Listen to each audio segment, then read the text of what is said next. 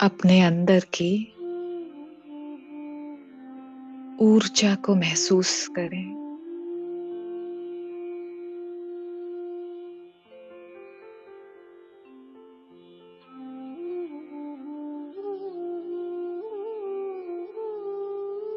ये ऊर्जा जो मेरे पैरों में प्रवाहित है,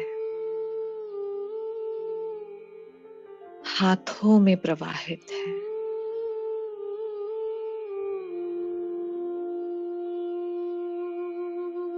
इस पूरे शरीर में प्रवाहित है।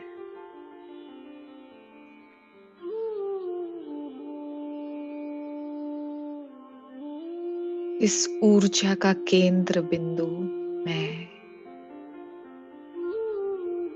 मैं आत्मा।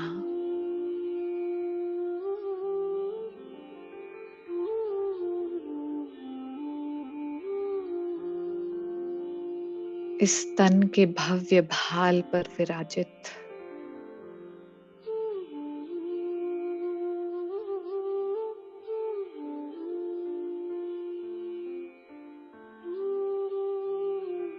मैं आत्मा भ्रुकुटी के बीच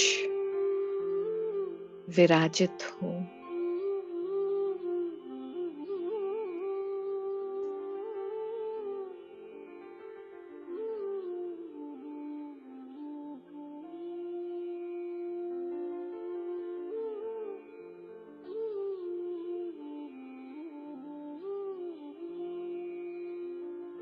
मैं इस ऊर्जा की केंद्र बिंदु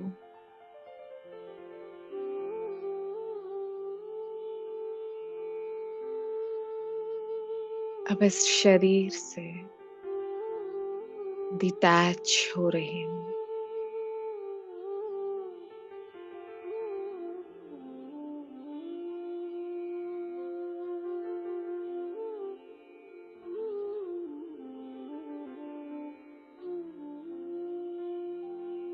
मैं जागती ज्योति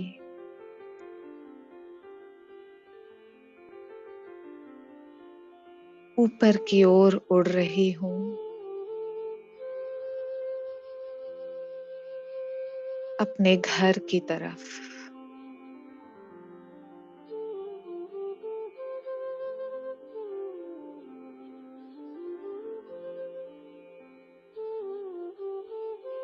परम धाम, उस पार लोक में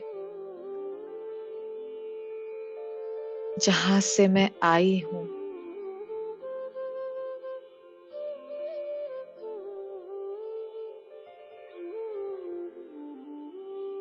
मेरे आसपास अब प्रकाश ही प्रकाश, लाल सुनहरा प्रकाश।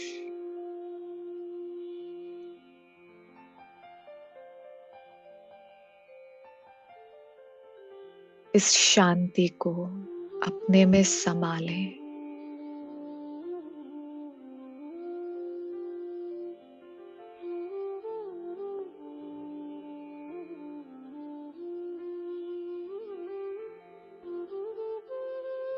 और इस स्थिरता में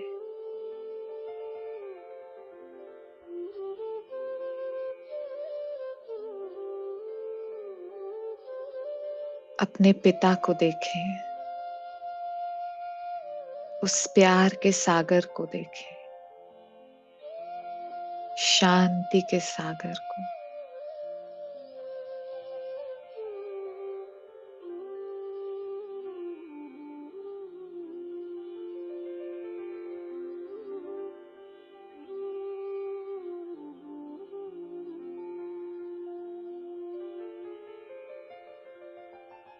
अब मैं आत्मा अपने घर से पार्ट बजाने वापस नीचे आती हूँ। इस शरीर में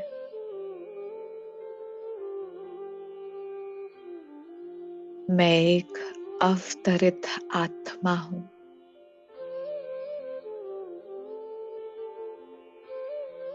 जो इस शरीर से पार्ट बजाने के लिए अवतरित हुई हूँ।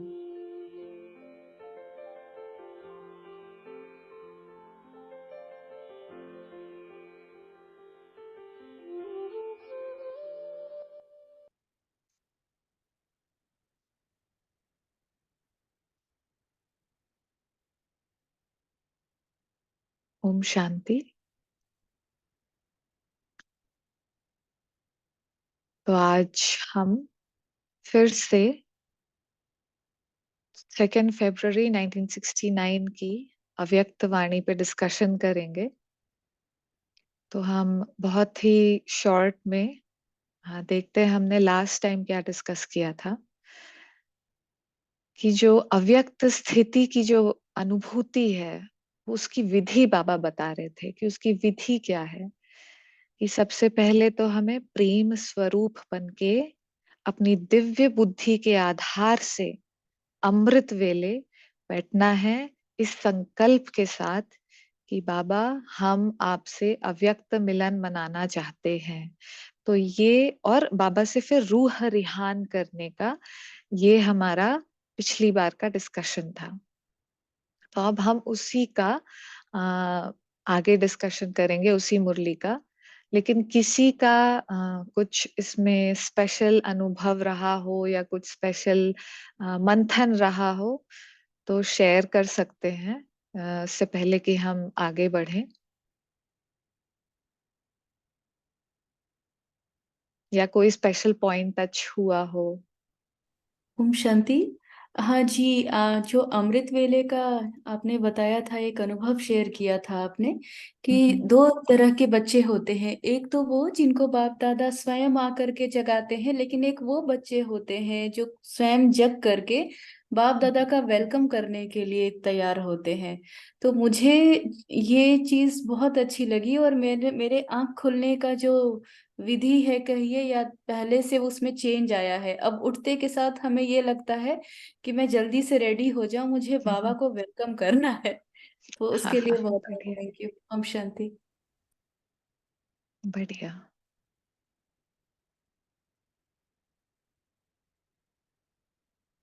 ठीक है, किसी और को करना है?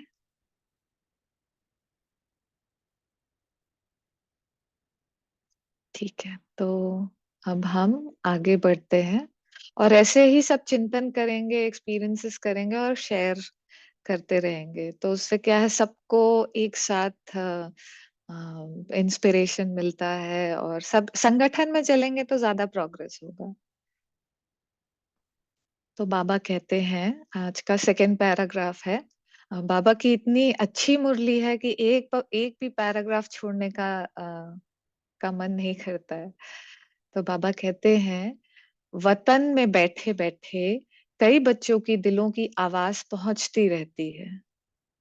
आप सोचते होंगे शिव बाबा बहुत कठोर है, लेकिन जो होता है उसमें रहस्य और कल्याण है।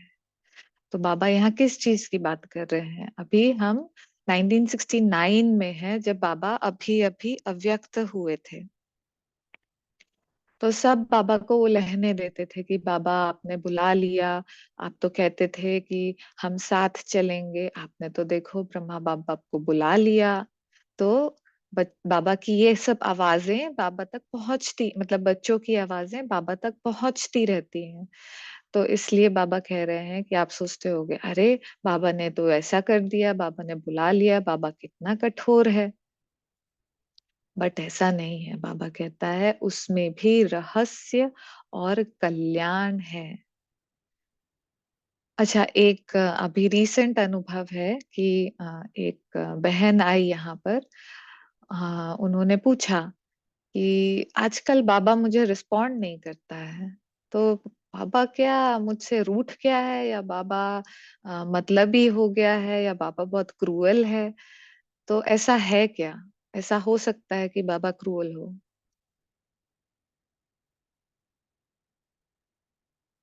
अभी नहीं। कभी नहीं ना। तो बाबा क्या है, बाबा तो सबसे मीठा है, सबसे मीठा, सबसे प्यारा है। अभी बाबा आगे बताएंगे कि बहुत अच्छा इसमें एक्सप्लेनेशन है कि बाबा कठोर नहीं है। कठोर प्रतीत होता है लेकिन कठोर नहीं है। उसमें रहस्य और कल्याण उसको दिखता है। वो त्रिकालदर्शी है, वो साक्षी स्थिति में स्थित होकर सबको देखता है और बेहद का कल्याण, बेहद की खुशी देना चाहता है, बेहद की खुशी देता है। तो हम आगे बढ़ते हैं और इस रहस्य को और समझेंगे आगे। इसलिए जो आवाज पहुंचती है वह सुन करके हर्षाता रहता हूँ। तो हम यहाँ परेशान हो रहे हैं और बाबा हर्षाता रहता है। ये भी बड़ी अचंभे की बात है ना, क्योंकि बाबा को पता है कि हम कौन हैं। हमने ये सब पार किया है। छोटी छोटी बातें आती हैं और बाबा देखता है, क्योंकि बाबा के लेवल से, जैसे जो मैथमेटिक्स पढ़े हुए हैं वो 1 dimensional, 2 dimensional, 3 dimensional, 4 dimensional, 5 dimensional जानते होंगे। तो बाबा के डिमेंशन में टाइम एग्जिस्ट नहीं करता। तो बाबा बियॉन्ड टाइम सब कुछ देख सकता है। तो बाबा को पता है कि फ्यूचर में क्या हुआ है। इसलिए बाबा खुश होता है कि देखो अभी तो बच्चा ऐसा फील कर रहा है, लेकिन ये क्रॉस करके उसको कितनी खुशी होगी, तो खुश होता रहता है बाबा। लेकिन अब बाबा यहाँ कह रहे हैं कि ऐसा प्रतीत होता है हमें कि कठोर है, लेकिन फिर भी हर्ष आ रहा है। हम तो टाइम के डिमेंशन को देख रहे हैं ना, तो हमको लगता है कि बाबा निर्मोही है, बाबा हमसे प्यार नहीं करता। फिर बाबा पूछ रहा है हमसे, आप सब बच्चे निर्मोही हो, हम निर्मोही हैं? हमें मोह है बाबा से? है मोह कि नहीं है बाबा से मोह? थम्स अप करें यदि मोह है। मोह है। ठीक है। है। ठीक है। अच्छा, सही है। तो बाबा पूछ रहे, निर्मोही बने हो? तो बाप दादा निर्मोही, तो हम कह रहे हैं बाबा कठोर है, हर्षाता रहता है। तो बाबा क्या हुआ? निर्मोही हुआ। और बच्चों बच्चों में क्या है? शुद्ध मोह। अभी हमने कहा ना कि हमें मोह है, पर हमारा ऐसा वाला मोह नहीं है ना कि बिल्कुल हम बाबा को बंधन में बांध डालें, तो वो शुद्ध मोह हुआ। तो बाप दादा निर्मोही और हम बच्चों में शुद्ध मोह है, तो फिर मिलन कैसे होगा? क्योंकि दो लोग यदि मिलते हैं तो किस बेसिस पे मिलते हैं? दोनों में कुछ ना कुछ तो मोह होगा ना, तब तो मिलते हैं। तो बाबा निर्मोही और बच्चों में शुद्ध मोह, तो मिलन कैसे होगा? तो ये तो इलॉजिकल हुआ ना, यदि हम लॉजिक के हिसाब से भी देखें। फिर बाबा पूछता है कि अब क्योंकि ये इलॉजिकल है, बाप दादा में शुद्ध मोह है? तो बच्चों ने कहा साकार बाबा का बच्चों में शुद्ध प्यार था। साकार बाबा ब्रह्मा बाबा में, बच्चों ब्रह्मा बाबा का बच्चों में शुद्ध प्यार था। अच्छा, ब्रह्मा बाबा का था, तो शिव बाबा का नहीं है क्या? शिव बाबा कठोर है। तो बाबा बहुत सारे क्वेश्चंस पूछ रहे हैं, जिससे कि हम सब सोचें, विचार सागर मंथन करें इस बात पर। फिर बाप दादा का है। अच्छा, साकार बाबा का था, शिव बाबा का नहीं है, और दोनों का, बाप दादा का मिला के उनका है कि नहीं है? तो बाबा कह रहे हैं जैसे हमारा है वैसा नहीं है। तो ये बच्चे कहते हैं कि जैसा हमारा प्यार है ना बाबा से, वैसा बाबा का नहीं है। अच्छा, तो बाबा कहते हैं शुद्ध मोह बच्चों से भी जास्ती है। तो बाबा जो हमसे मोह करता है, शुद्ध मोह, प्योर लव, प्योर अटैचमेंट, वो बच्चों से भी जास्ती है। तो अब हम इसे सोच सकते हैं कि शुद्ध मोह क्या है। कोई अपना कभी चिंतन किया हो कि शुद्ध मोह क्या है? स्पेशली जो मदर्स होती हैं उनको अटैचमेंट ज्यादा रहता है, तो कोई किसी का कभी चिंतन चला हो शुद्ध मोह क्या है, तो अभी शेयर कर सकते हैं। शुद्ध मोह में ऐसा क्या है जो मोह में नहीं होता, विकार वाले मोह में? Unconditional acceptance. हम्म। जिसमें कुछ पाने की चाह ना हो, बस देना हो। Hmm. Unconditional acceptance, giving attitude. एक बार गुलजार दादी ने बताया था, बहुत ही सुंदर अनुभव है। हम्म। जैसे माताएं सोचती हैं हमारा तो मोह है ही नहीं, बिल्कुल हमारा मोह नहीं है। लेकिन फिर एक माता अपना अनुभव सुना रही थी कि मैं सोचती थी कि मैं बिल्कुल मोह नहीं करती हूँ, बहुत वर्ष हो गए मुझे ज्ञान में, मैं निर्मोही बन गई। फिर क्या हुआ कि मेरे बच्चे को कुछ हुआ, तो कुछ प्रॉब्लम हुई, तो मेरा मुझ मन नहीं लग रहा था। मुझे लग रहा था कि उसको वो तकलीफ हो रही है बीमारी में, तो मुझे क्यों तकलीफ होने लगी। बोले मैं तो निर्मोही हूँ। तो बहुत देर तक सोचती नहीं, मैं तो निर्मोही हूँ, मुझे क्यों तकलीफ हो रही है। फिर उसको लगा कि घर में कोई है नहीं, तो उसको सोच रही थी कि चलो दवाई दे देती हूँ, फीवर बहुत तेज फीवर था। तो उसने दवाई उसने ढूंढना, पूरा घर में ढूंढा, पूरा घर में ढूंढा, उसको मिला नहीं। अब सोचे अब क्या करूं। फिर उसने सोचा कि चलो बाबा के कमरे में जाकर बैठती हूँ, और बाबा के कमरे में जाकर बैठकर फिर वहां पर थोड़ा सा फिर ढूंढती हूँ। तो सच में जैसे ही बाबा के कमरे में बैठी और बाबा से कनेक्शन किया, तो वो शुद्ध बाबा से जो प्योर लव था, वो उससे, उसके बच्चे से डिटैच हो गया। और जैसे ही उसने आंखें खोली और देखा, तो दवाई सामने अलमारी में रखी थी। इसका मतलब मोह अंधा होता है, जो कहा जाता है ना। तो सचमुच वो माता इतना सुंदर अनुभव सुना रही थी कि मोह अंधा होता है। मोह के कारण सामने रखी दवाई भी मुझे नहीं दिख रही थी। तो ये होता है अशुद्ध मोह और शुद्ध मोह ना। अच्छा। बहुत अच्छे अच्छे पॉइंट्स थे, बहुत अच्छा एग्जाम्पल। तो हम आगे बढ़ते हैं कि अच्छा, शुद्ध मोह बच्चों में भी है, हमने देखा, और बाबा भी बच्चों से शुद्ध मोह करता है, लेकिन बाबा ने कहा बाबा बाबा का जास्ती है। अब बाबा कह रहा, बता रहा है क्यों जास्ती है। लेकिन बाप दादा और बच्चों में एक अंतर है, हमारे शुद्ध मोह में और बाप दादा के शुद्ध मोह में एक अंतर है। और वो बहुत इंपॉर्टेंट अंतर है, हम उसकी बहुत डेप्थ में जाएंगे। वह शुद्ध मोह में आते हुए भी निर्मोही है, और बच्चे शुद्ध मोह में आते हैं तो कुछ स्वरूप बन जाते हैं, या तो प्यारे बनते या तो न्यारे बनते। तो बाबा शुद्ध मोह में आता है, लेकिन वो निर्मोही है। मोह में भी है लेकिन निर्मोही। तो इसके लिए हमें न्यारा और प्यारा समझना बहुत जरूरी है, क्योंकि ये दो बहुत गहरे डीप वर्ड्स हैं।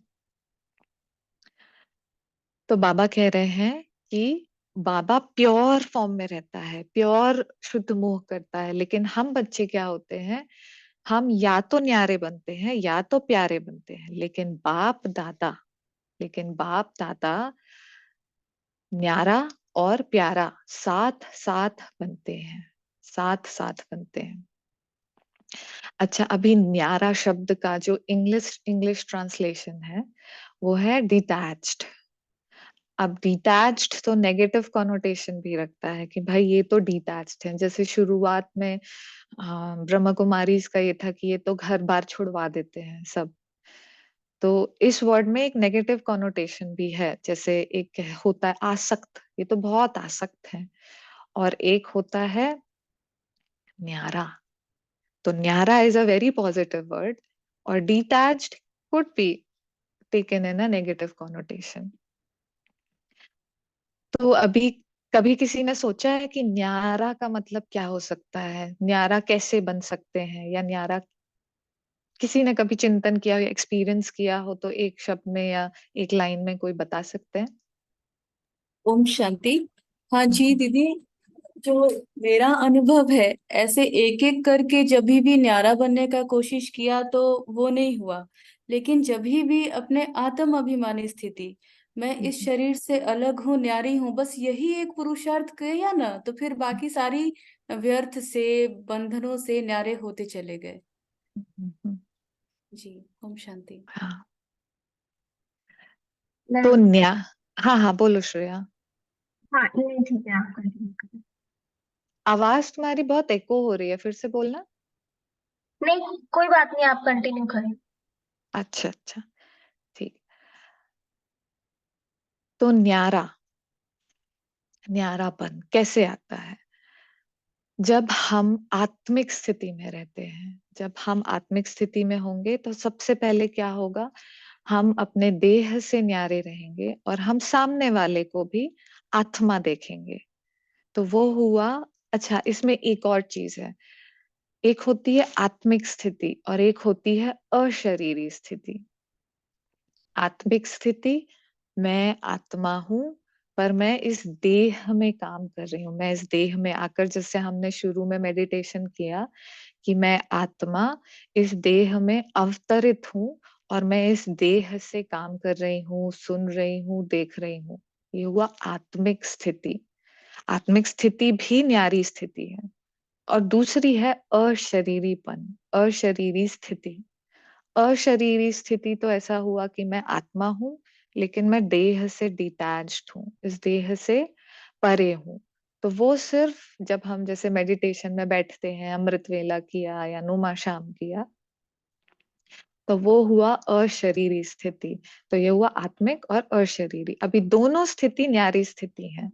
लेकिन कई बार क्या होता है कि ऐसा एग्जाम्पल सुना मैंने अभी रिसेंटली कि कुछ बच्चे दादी से मतलब दादी से कंप्लेन करते हैं कि दादी, जब मैं मेडिटेशन में बैठता हूँ या जब मैं योग के लिए बैठता हूँ तो फिर मेरी इच्छा ही नहीं होती कि मैं कुछ काम करूं, बस बैठा रहूं, बस बैठा रहूं। तो वो हो गई अशरीरी स्थिति, क्योंकि अशरीरी स्थिति भी बहुत प्यारी है, मतलब न्यारी है। तो उसमें बैठने का मन तो करेगा ही, बट ऐसा नहीं कि हम बस उसी स्थिति में बैठे रहें, बैठे रहें, बैठे रहें। अभी हम देखेंगे क्यों, उससे क्या रेपरकशंस होते हैं। अब हुआ दूसरे, कुछ लोग कंप्लेन करते हैं कि दादी, मैं इतना काम में मशगूल था कि मुझे ना कुछ याद ही नहीं रहा, मैं योग भी भूल गया, नुमा शाम भी चला गया, अमृत वेले भी मैं काम में ही बिजी रह गया, न खाने का ध्यान न पीने का ध्यान। तो ये भी ठीक नहीं है, ये भी बिल्कुल ऐसा हुआ कि बिल्कुल ही आ, आप डिटैच्ड हो गए। तो दोनों में बैलेंस बना के रखना है ना। जैसे हम कर्म योग, हमारा योग क्या है, सहज योग, कर्म योग कह सकते हैं। तो उसमें दोनों का बैलेंस चाहिए कि हम कर्म में भी आ रहे हैं, लेकिन हमारी जो स्थिति है वो आत्मिक स्थिति भी है। तो जब इन दोनों में बैलेंस रहेगा, तो फिर जब हम कर्म में आएंगे ना, तो वो कर्म भी बड़ा प्यारा कर्म होगा, बहुत अनोखा कर्म होगा।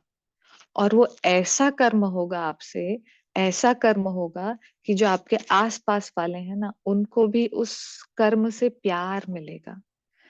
तो जब वो प्यार दूसरों को मिलेगा, तो ऑटोमेटिकली आप सबके प्यारे बनोगे। तो ये है न्यारे और प्यारे में रिलेशनशिप। अच्छा, अभी बाबा ने कुछ एक अव्यक्त वाणी में कहा था कि न्यारे बनने का पुरुषार्थ करो, प्यारे बनने का पुरुषार्थ मत करो। अब ये जानना बहुत इम्पोर्टेंट है, क्योंकि ये मेरा भी मिसकंसेप्शन था जो रिसेंट क्लियर हुआ वो अव्यक्त वाणी पढ़ के। कि जैसे कई बार क्या होता है कि हम सोशल बीइंग्स हैं, राइट, हम सभी सोशल बीइंग्स हैं।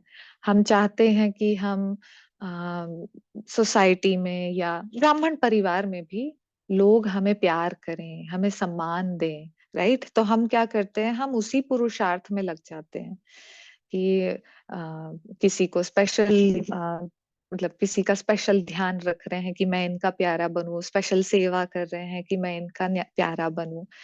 लेकिन उससे क्या होगा ना, हमारे बंधन बढ़ते जाएंगे। बट अगर हम न्यारी स्थिति में हैं, न्यारी स्थिति में है मतलब आत्मिक स्थिति में, आत्मिक स्थिति में क्या करते हैं, हम बाबा से कनेक्टेड होते हैं। तो जब हम बाबा से कनेक्टेड होते हैं ना, तो ऑटोमेटिकली जो आसपास की आत्माएं हैं, उनको वो आत्मिक प्यार से देखते हैं। तो वो हमारा प्यार नहीं है, हमारा प्यार जब आ जाता है ना रास्ते में, तो वो गड़बड़ करता है। आत्मिक स्थिति में बाबा का प्यार है, बाबा का प्यार, और जो सामने वाली आत्मा है उसके प्रति ऑटोमेटिक प्यार आएगा। यदि आप उसको आत्मा देखोगे, ये कितनी प्यारी आत्मा है, ये किसी ना किसी समय पे बाप समान थी, या क्योंकि सभी को बाप समान बनना है ना हमें। तो ये आत्मा विश्व परिवर्तन के निमित्त है, स्पेशली ब्राह्मण आत्माओं के लिए तो कितना प्यार आना चाहिए। ये आत्मा देवी देवता थी। ये जैसे ब्रह्मा बाबा का एक एग्जाम्पल है कि जो छोटी छोटी बच्चियां थी ना, ऐसे गुलजार दादी या जो भी छोटी छोटी बच्चियां थी, बाबा उनको कैसे रखते थे, ठाकुरों के जैसे रखते थे। ठाकुर मतलब जैसे जो देवी देवताओं की पूजा करते हैं, तो वो छोटे छोटे ऐसे ठाकुरों को, जो मूर्तियां हैं, उनको बहुत प्यार से धोते हैं, कपड़े पहनाते हैं, ऑफर करते हैं। तो बाबा ऐसे छोटे छोटे कितने हाई नजरों से देखते थे। तो उनकी यही जो न्यारी स्थिति थी, उन्होंने सबको प्यार दिया तो वो सबके प्यारे बने।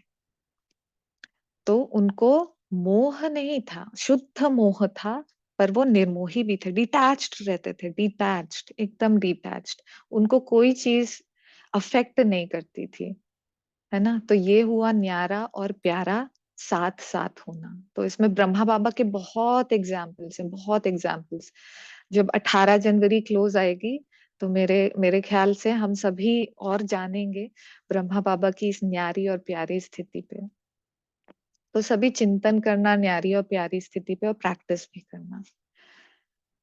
तो यह जो अंतर रहा हुआ है, इसको जब मिटाएंगे तो क्या बनेंगे? अब न्यारे प्यारे बन जाएंगे तो उसका रिजल्ट क्या है? अंतर्मुख, अव्यक्त और अलौकिक।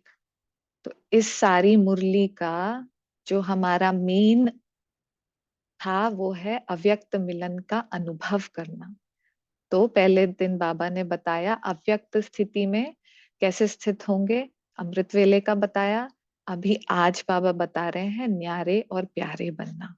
जब न्यारे प्यारे बनेंगे तो अंतर्मुख, अव्यक्त और अलौकिक बन जाएंगे।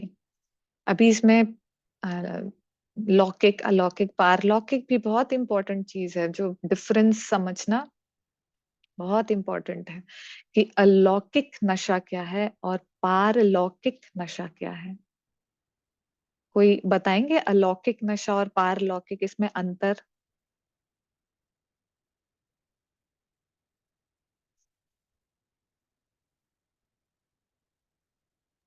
जो अलौकिक नशा है वो हम्म। जो हम इस देह में है और हम्म। हम अवतरित हुए हैं और इस सृष्टि नाटक चक्र में हमारा पार्ट है। तो हम्म। मैं ये देह नहीं हूँ, मैं एक अलौकिक शक्ति हूँ। जब हम हम्म। इस एटीट्यूड में होकर के हम कर्म करते हैं, हमारा एक्शन, थॉट, वर्ड, एक्शन सारा इस एटीट्यूड से होगा तो वो अलौकिक नशा होगा। हम्म। पारलौकिक नशा जो होता है ना, वो भी बहुत स्वीट है। जैसे पारलौकिक नशा में आप उस समय, क्योंकि पारलौकिक परम धाम से रिलेटेड है और वहां पे हम्म। तो वर्ड्स और एक्शंस नहीं है, हम्म। लेकिन जब हम वो योग के समय का नशा होगा पारलौकिक नशा। और अलौकिक नशा व्हेन वी आर कर्मयोगी then also we can have. Hmm. जी। ओम शांति। तो आ, अब राजू भाई एक अपनी क्लास में बता रहे थे कि जो अलौकिक होता है वो संगम युगी नशा है। जैसे कीर्ति बहन ने भी बताया कि संगम युग के जितने भी नशे हैं, जो भी हम प्रैक्टिस करते हैं कि मैं ब्राह्मण आत्मा हूँ, मैं यहाँ अवतरित आत्मिक स्थिति में जो रहते हैं। और जो पारलौकिक नशा है उसके दो कॉनोटेशंस हैं। पारलौकिक एक तो जैसे कीर्ति बहन ने बताया कि जब हम योग में एकदम परम धाम की अनुभूति में रहते हैं, तो वो एक हुआ। और दूसरा पारलौकिक नशा जो जो हम सतयुगी नशे में, कि हमारा जो फ्यूचर के बर्थ्स हैं उसका नशा भी पारलौकिक नशे के अंदर, क्योंकि पारलोक है ना, इस लोक का नहीं, पारलोक, पारलौकिक नशा। तो पारलौकिक नशे में दोनों आ जाते हैं। तो हमें दोनों जो नशे हैं उनकी प्रैक्टिस करनी है, उस नशे में रहना है, अलौकिक एंड पारलौकिक बोथ। तो ब्राह्मण और परमधाम और सत्युग त्रेता, दोनों तीनों आ गए। इस साकार वतन में रहते हुए भी फरिश्ते बन सकते हैं। अच्छा है, बहुत इंपॉर्टेंट है। इस साकार वतन में रहते हुए भी फरिश्ते बन सकते हैं। आप फिर कहेंगे आप वतन में जाकर फरिश्ता क्यों बने? अच्छा, जब यहाँ फरिश्ते बन सकते हैं तो ब्रह्मा बाप चले क्यों गए? यहाँ ही बनते। लेकिन नहीं, जो बच्चों का काम वह बच्चों को साजे, जो बाप का कार्य वह बाप ही करते हैं। बच्चों को अब पढ़ाई का शो दिखाना है, टीचर को पढ़ाई का शो नहीं दिखाना है। टीचर को पढ़ाई पढ़ानी होती है और स्टूडेंट को पढ़ाई का शो दिखाना होता है। शो केस में शक्तियों को, पांडवों को आना है, बाप तो है ही गुप्त। अच्छा, न्यारे और प्यारे हैं इसलिए तो इतने गुप्त है ना। अच्छा, एक बहुत बड़ी स्पेशलिटी है न्यारा और प्यारा जो होगा ना, उसकी एक बहुत बड़ी स्पेशलिटी है। वो ये स्पेशलिटी है कि वो सामने वाले को, वो अन्य आत्माओं को अपने से भी आगे देखना चाहता है, क्योंकि वो इतना न्यारा है और इतना उसको किसी चीज से इतना लगाव ही नहीं है कि वो चाहता है कि सामने वाला और ही आगे जाए, उसका भला हो। तो इसलिए ये जो उसकी शुभ भावना है ना अन्य आत्माओं के प्रति, वो उसको प्यारा ऑटोमेटिकली बना देती है, और इसलिए वो गुप्त भी रहता है। मेजॉरिटी, ऐसा नहीं कि सब जो प्रत्यक्ष हैं वो न्यारे प्यारे नहीं है, बट मेजॉरिटी आप देखेंगे कि ऐसी आत्माएं बहुत गुप्त रहती हैं। तो अभी हमारा 7:35 मतलब समय हो गया है, तो अब हम थोड़ी सी प्रैक्टिस करेंगे और रिवाइज करेंगे मेडिटेशन में।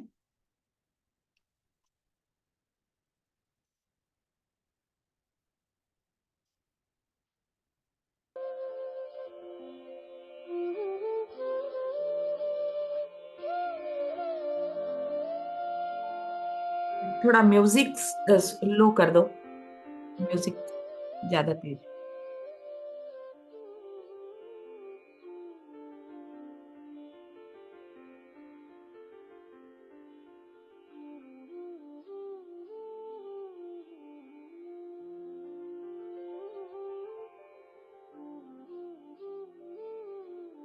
मैं आत्मा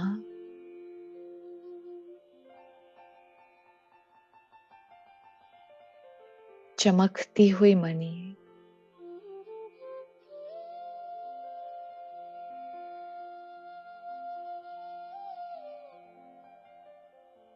इस देह से न्यारी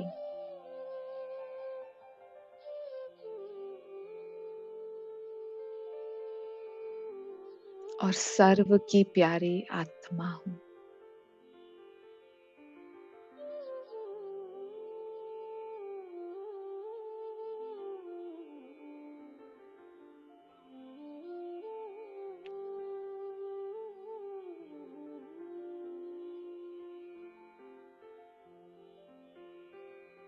ये मेरा आत्मिक न्यारा स्वरूप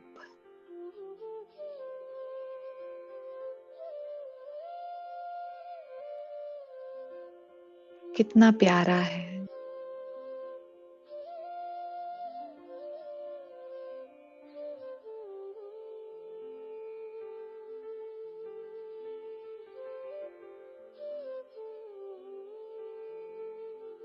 क्योंकि इस स्वरूप में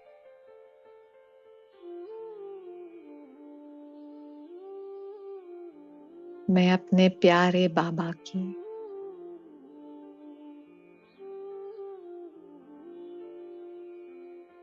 सारी शक्तियों को, सारे प्यार को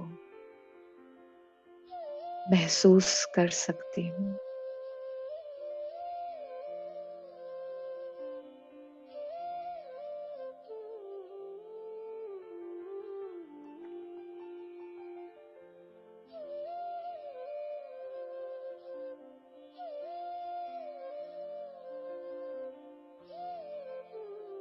मैं न्यारी आत्मा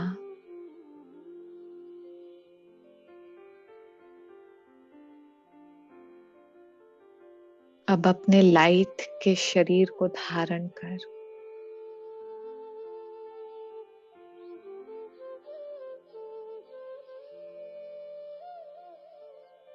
हल्का अव्यक्त फरिश्ता अनुभव कर रही हूँ।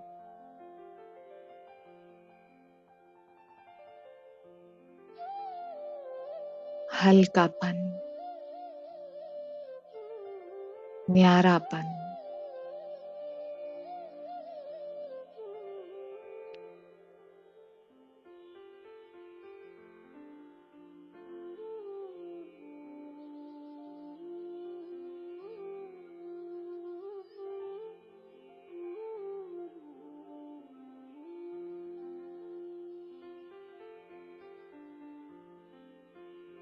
मैं ऊपर से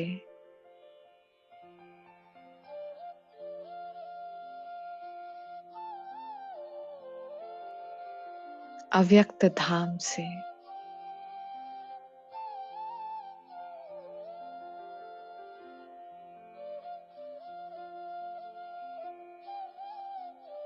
अन्य आत्माओं को देख रही हूँ।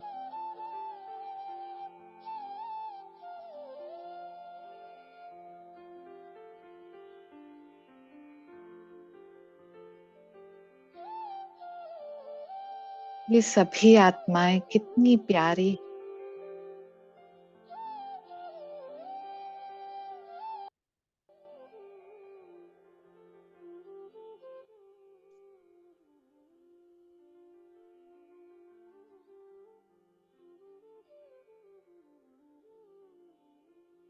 ये सभी आत्माएं परम धाम से अवतरित फरिश्ते हैं, जो अपना अपना पार्ट कितने प्यार से प्ले कर रहे हैं, कितना एक्यूरेट प्ले कर रहे हैं।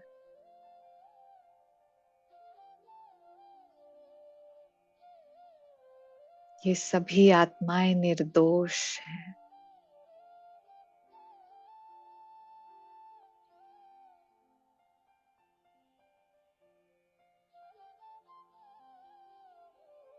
मैं हर आत्मा की विशेषता को देख पा रही हूँ।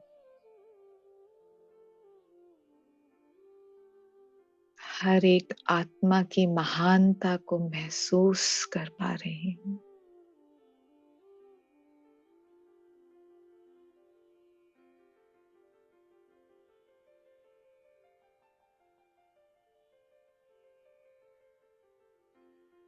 मैं ये देख पा रही हूँ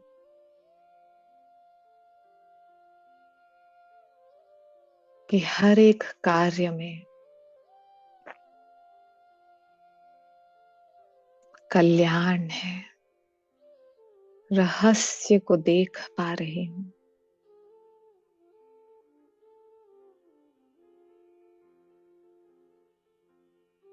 मैं साक्षी हूँ।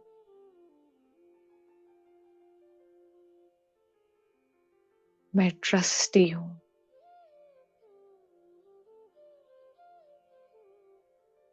मैं न्यारी आत्मा, न्यारा फरिश्ता रूप में हूँ।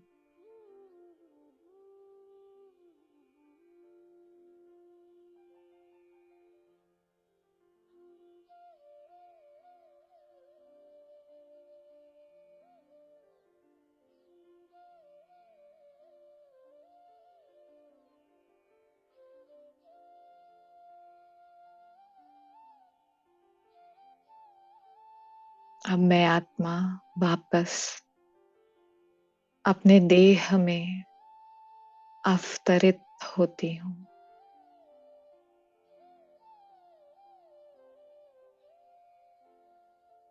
और अपने न्यारेपन से सर्व को प्यार बांटते चलूंगी।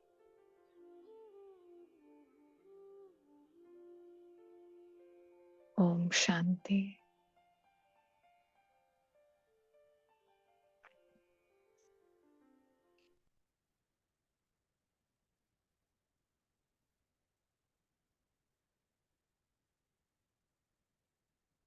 ओम शांति।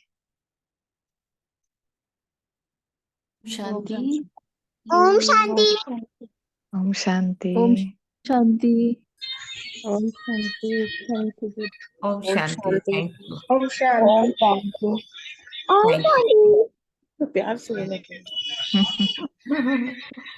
Thank you. चलो, ओम शांति।